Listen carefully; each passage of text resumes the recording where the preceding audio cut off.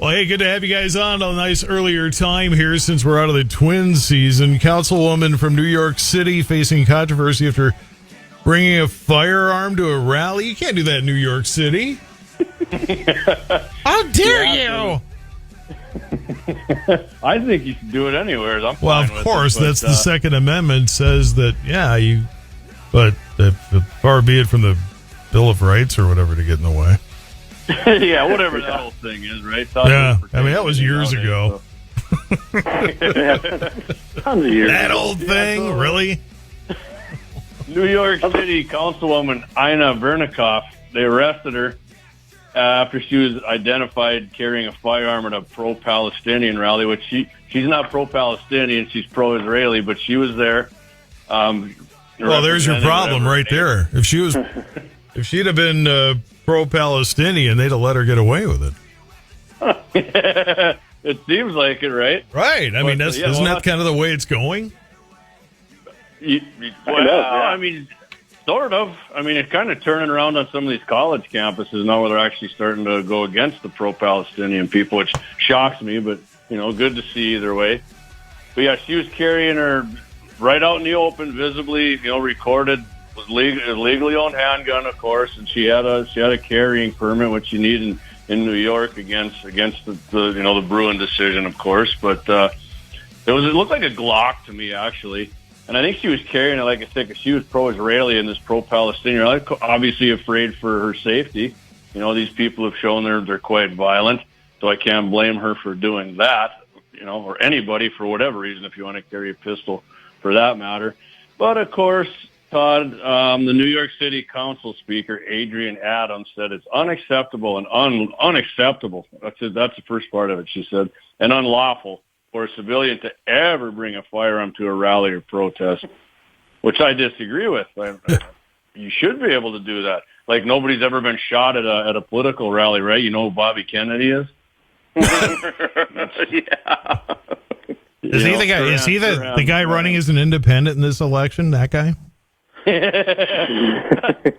Sorry. he's kind of flip-flopping back and forth on the gun rights thing too, but whatever. And then, of course, we've talked about here before, Governor Kathy Hochul reinforced the statement from the New York City Council Speaker. New York's gun safety laws apply to everyone, insinuating that this lady, Vernikoff, thought she was above the law, which she's not. She had to turn in the NYPD contacted her. She had to turn in her gun and her permit. And why would you have to turn your gun? And I don't get that. It's if you violated the law, then give them a ticket. It's not like she's a prohibited person anymore. I mean, if you're going to pull her permit, I guess whatever. Did you know that if you got rid of a gun, you could get another one? No, that's impossible. What are you talking about? That's like taking cars away from people for drunk driving or whatever the reason is. I own 2 cars. Hey, Todd, if Joe Biden says I need to turn in 10 guns, how many do I have left? I don't know how many guns you own, 10. But I know you own more than 10. 10. I still have 10 guns. Okay. That's a trick question. How many do you have? Too many, according to Joe Biden. One's too many. I have to turn in 10 guns. How many do I have left? 200. I just increased it by that. I guess. So what they charged her with was a Class E felony, and under New York law, that's going to disqualify her if she's actually convicted of it from holding elected office. And of course, this Amber Elder, who's Vernikoff's Democrat opponent in the upcoming council elections, wants the city council to cast a vote seeking Vernikoff's expulsion. So I don't know if this Vernikoff is. I find it hard to believe that any city council person in New York would be a Republican, but I never looked into her too far. But her Democratic opponent, I don't know if another Democrat, maybe it's a Palestinian Democrat for all I know. But who knows? And this Vernikoff, I guess she is an outspoken supporter of Israel. So, if you can't run in New York, I think we still have 49, give or take, other states, right?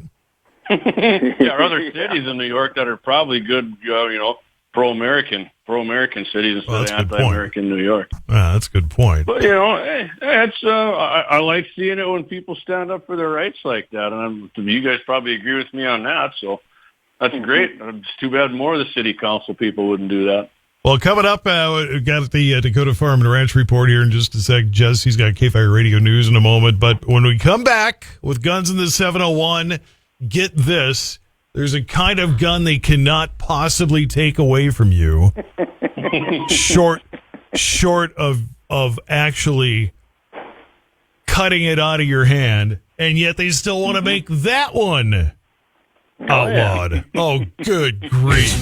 842 KFYR Guns in the 701. You know the saying, you're going to have to pry that gun out of my dead cold hand.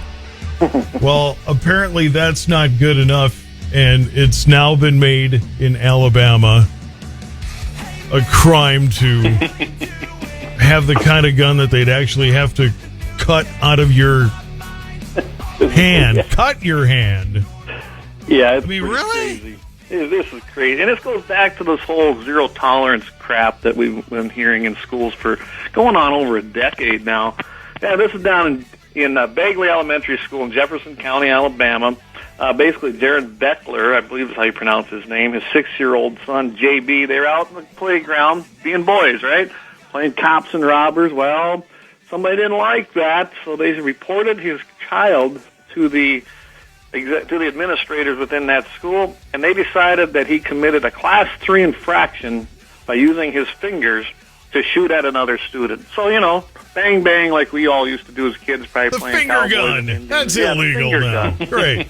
Fine, It's take crazy it. stuff. I'll quit doing it if you can take it. Yeah, I mean, and then they sent, they sent a letter to the Jefferson County school officials, and the attorney that Beckler hired, I'm glad he got one, and Gun Owners of America teamed up on this too, and they demanded that the school immediately and publicly confirm it will remove any record of this infraction with disciplinary action or any sort of report. And I know where they're going with this, guys. What they actually put in his permanent record, that'll follow this child, from 6 years old playing a game on the playground into his adulthood. Yep. And I imagine it could even, if he ever wanted to buy a firearm after he gets to be an adult, I imagine that would pop up in his 4473. And that's the problem with this kind of stuff. It's just insane. I could just see the conversation at the gun store. Did you do a finger gun thing back in the... Yeah, I know it. So here's how, what else? Go ahead, Jamie. Go ahead, Clayton. I was going to say, as the school staff said, the kids playing, this JB and his buddy, they did not disrupt any class activities, did not interfere with school functions in any way, and did not threaten any other students. But yet they still did that to this kid, and this Class 3 infraction. But it's his buddy got charged with the same thing, which is ridiculous. It wasn't a threat to anybody, but like you said, it probably wasn't even another student. It was probably some leftist Karen who was out watching the playground saw it and freaked out about it. Yeah, and the assistant principal, Donna Page, probably some leftist, because that seems like what they all are anymore in there. Indeed. She's the one that basically, she doesn't have any insight. She doesn't have any judgment on ordinary kids play with all that child education courses she's taken over her life to get to that position. Evidently, they don't teach about that. And, we've been seeing this for years in these schools districts. I mean, I read our own handbook here, where my children go in Lemon. And in all honesty, I've questioned them. I've been to the school board meeting. They haven't changed it. But some of the things they have in there under their zero tolerance policy could be construed in the same way. And that's what's insane. This is everywhere. It's like all these schools, they get this stuff, and they right away, got to put in our policy books. And, well, you know what? They can cram their policy book. My son wears a Guns in 701 crossed AR sweatshirt to school, kind of like a light jacket every day, not a peep out of them. So that they made the right decision there. Yeah, they did actually downgrade it to a Class 2 infraction. But like you said, Clay, the attorney's letter and Gun Owners of America want all of this, just expunged and basically erased, and they need to. So the attorney said it's too little, too late. I don't care what you put it down to. It's too little, too late. We're taking action here, and I'm glad they are.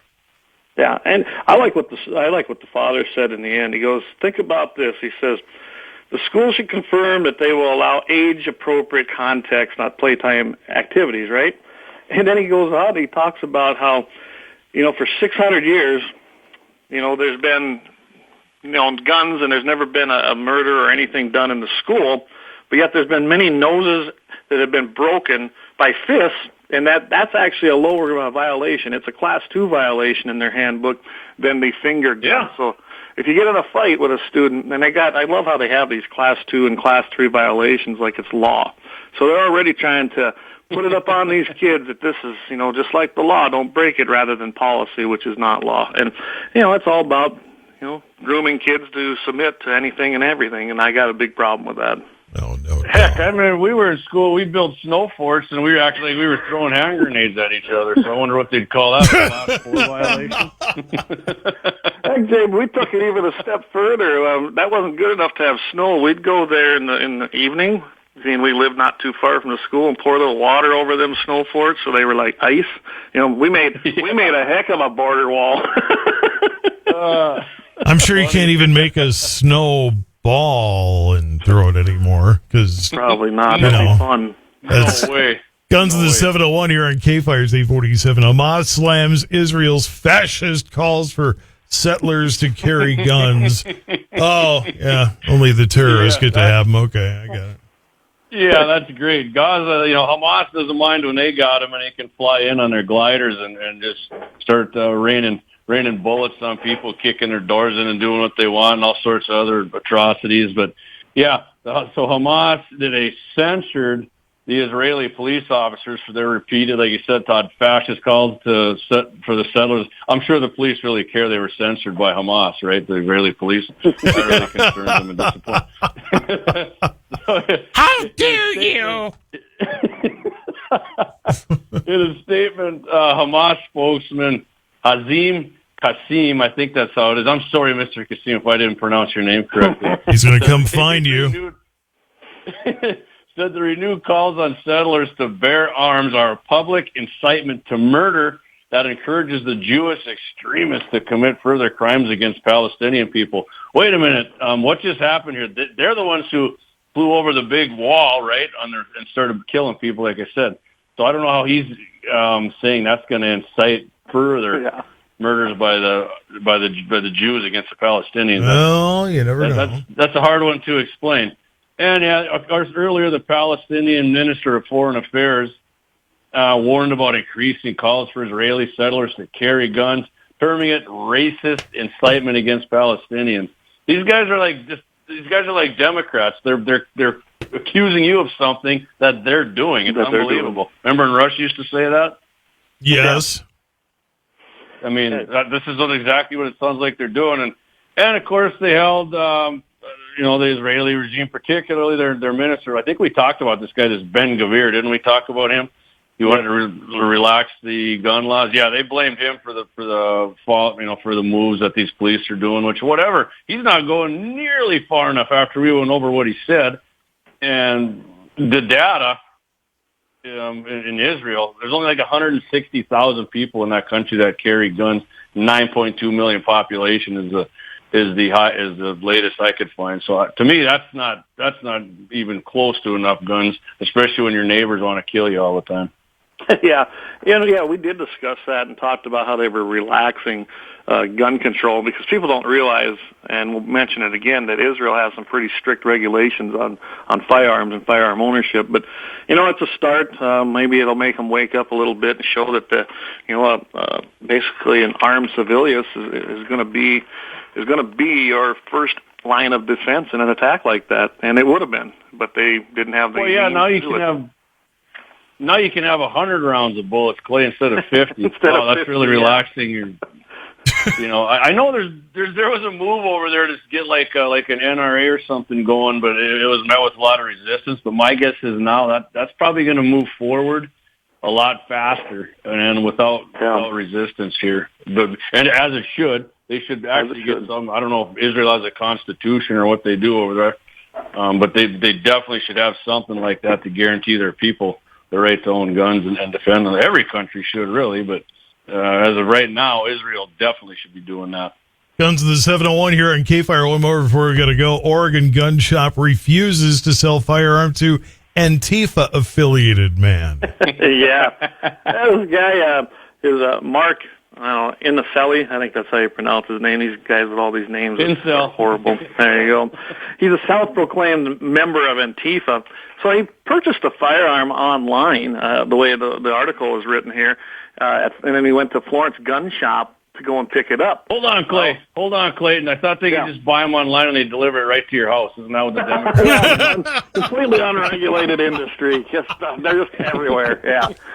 All right. You don't know. Yeah, you still got to go to go to an FFL and get a 4473. Anyway, he goes to Florence Gun Shop, and they refuse service to him to do a background check, which, of course, as we all know, that's required for a sale, right, from any FFL or new firearm. He purchased it online in Colorado, then claims that the background check after he had provided them with a business card that included several links to self-defense websites. Oh, so? I mean, it doesn't matter.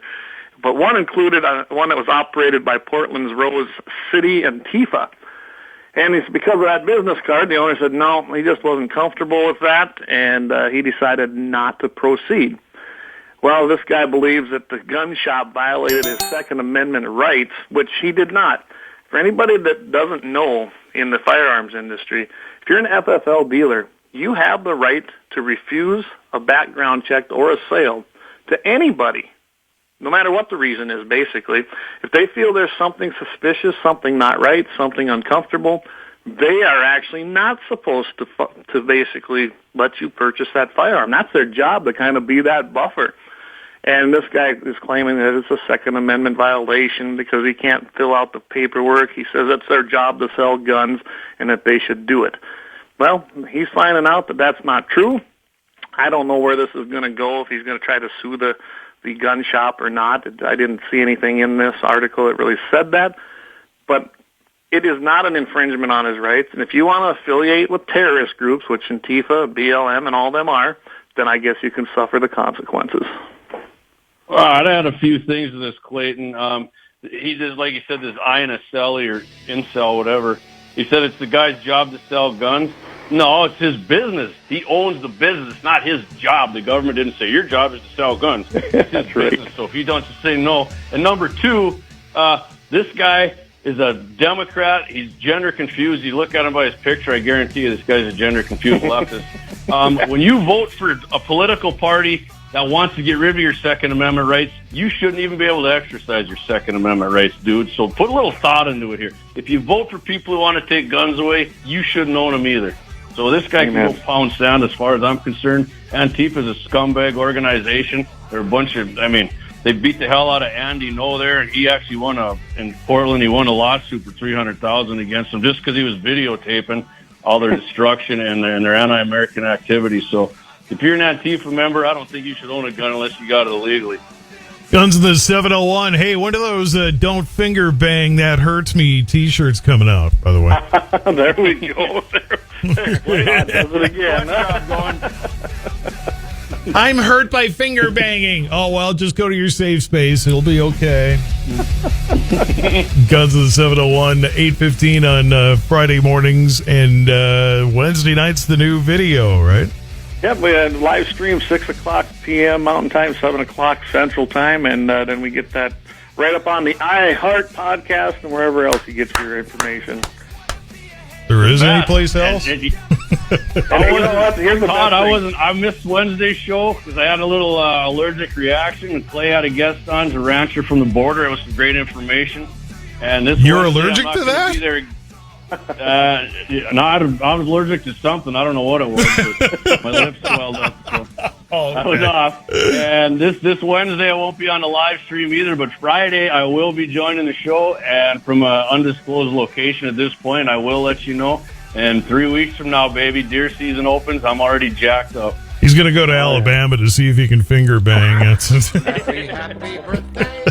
guys. Have a good weekend. You too. Thank you, Todd. Guns in the 701.